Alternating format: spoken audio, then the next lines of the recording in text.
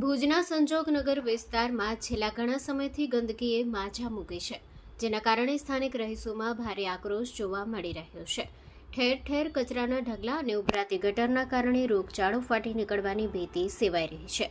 ભુજ નગરપાલિકા દ્વારા સફાઈની યોગ્ય વ્યવસ્થા ન કરાતા તંત્રની કામગીરી સામે અનેક સવાલો ઉઠી રહ્યા છે. સફાઈના કામમાં બેદરકારી દાખવતા કોન્ટ્રાક્ટરને તાત્કાલિક અસરથી બ્લેકલિસ્ટ કરવામાં આવે તેવી લોક માંગ પ્રબળ બની છે.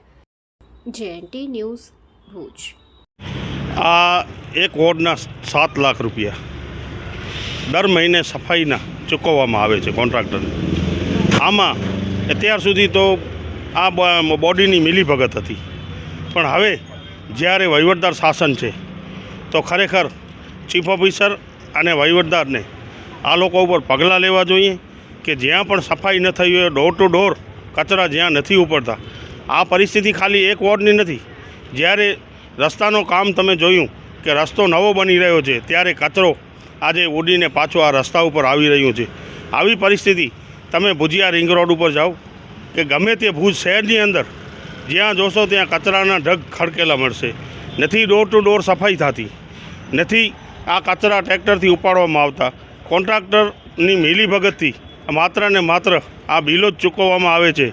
આ અંગે અમે વારંવાર નગરપાલિકામાં કલેક્ટરશ્રીને અને કમિશનર સુધી, જ્યારે પ્રદેશ કમિશનરમાં પણ અમે લેખિતમાં ફરિયાદો કરી છે, છતાં પણ ઉપર સુધી પૈસા પહોંચતા હોય અમને એવું લાગે છે આ લોકો કોઈ કામગીરી કરતા નથી.